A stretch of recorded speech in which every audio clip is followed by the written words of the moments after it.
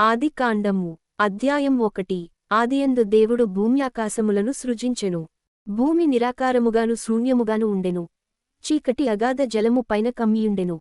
దేవుని ఆత్మ జలములపైన అల్లాడుచుండెను. దేవుడు వెలుగు కమ్మని పలుకగా వెలుగు కలిగెను. వెలుగు మంచిదైనట్టు దేవుడు చూచెను. దేవుడు వెలుగును చీకటిని వేరుపరచెను. దేవుడు వెలుగునకు పగలనియు చీకటికి రాత్రి అనియు పేరు పెట్టెను. అస్తమయమును ఉదయమును కలుగగా ఒక దినమాయెను. మరియు దేవుడు జలముల మధ్యనొక విశాలము కలిగి ఆ జలములను ఈ జలములను వేరుపరచును గాకని పలికెను.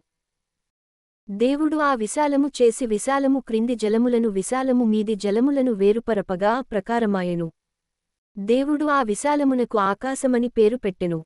అస్తమయమును ఉదయమును కలుగగా రెండవ దినమాయెను.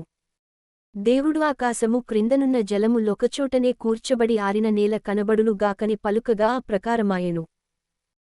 దేవుడు ఆరిన నేలకు భూమి అని పేరు పెట్టెను. జలరాశికి ఆయన సముద్రములని పేరు పెట్టెను. అది మంచిదని దేవుడు చూచెను. దేవుడు గడ్డిని విత్తనములిచ్చు చెట్లను భూమిమీద తమ తమ జాతి ప్రకారము తమలో విత్తనములుగల ఫలమిచ్చు ఫలవృక్షములను భూమి మొలిపించుగాకని పలుకగా ఆ ప్రకారమాయెను. భూమి గడ్డిని తమ తమ జాతి ప్రకారము విత్తనములిచ్చు చెట్లను తమ తమ జాతి ప్రకారము తమలో విత్తనములుగల ఫలవృక్షములను మొలిపింపగా అది మంచిదని దేవుడు చూచెను. అస్తమయమును ఉదయమును కలుగగా మూడవ దినమాయెను. దేవుడు పగటిని రాత్రిని వేరుపరచునట్లు ఆకాశవిశాల మందు జ్యోతులు కలుగునుగాకనియు అవి సూచనలను కాలములను దిన సంవత్సరములను సూచించుటకై యుండుగాకనియు భూమిమీద వెలుగిచ్చుటకు అవి ఆకాశ విశాలమందు జ్యోతులై యుండుగాకనియు పలికెను. ఆ ప్రకారమాయెను. దేవుడు ఆ రెండు గొప్ప జ్యోతులను అనగా పగటిని ఏలుటకు పెద్ద జ్యోతిని రాత్రిని ఏలుటకు చిన్న జ్యోతిని నక్షత్రములను చేసెను.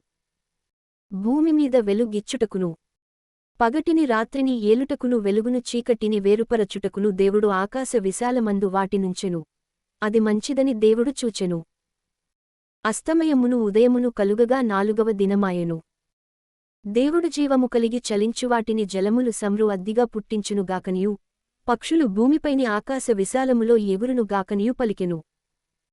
దేవుడు జలములలో వాటి వాటి జాతి ప్రకారము జలములు సమృద్ధిగా పుట్టించిన మహామత్స్యములను జీవము కలిగి చలించు వాటినన్నిటినీ దాని దాని జాతి ప్రకారము రెక్కలుగల ప్రతి పక్షిని సృజించెను. అది మంచిదని దేవుడు చూచెను. దేవుడు మీరు ఫలించి అభివృద్ధి పొంది సముద్ర జలములలో నిండియుండుడనియు పక్షులు భూమిమీద విస్తరించునుగాకనియు వాటిని ఆశీర్వదించెను. అస్తమయమును ఉదయమును కలుగగా ఐదవ దినమాయెను.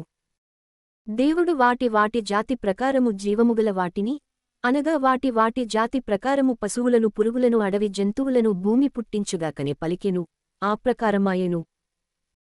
దేవుడు ఆయా జాతుల ప్రకారము అడవి జంతువులను ఆయా జాతుల ప్రకారము పశువులను ఆయా జాతుల ప్రకారము నేలను ప్రాకు ప్రతి పురుగును చేసెను.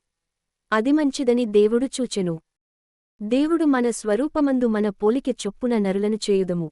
వారు సముద్రపు చేపలను ఆకాశ పక్షులను పశువులను సమస్త భూమిని భూమిమీద ప్రాకు ప్రతి జంతువును ఏలుదురుగాకనియు పలికెను.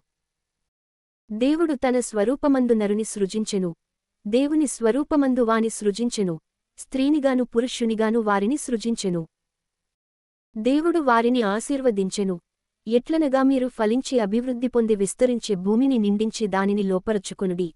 సముద్రపు చేపలను ఆకాశ పక్షులను భూమిమీద ప్రాకు ప్రతి జీవిని ఏలుడని దేవుడు వారితో చెప్పెను.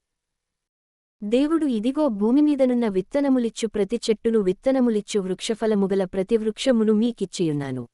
అవి మీకాహారమగును.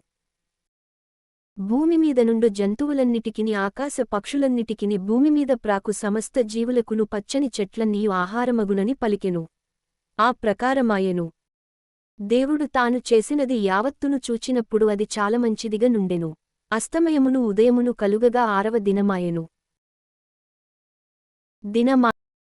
దినమాయెను. ఆదికాండము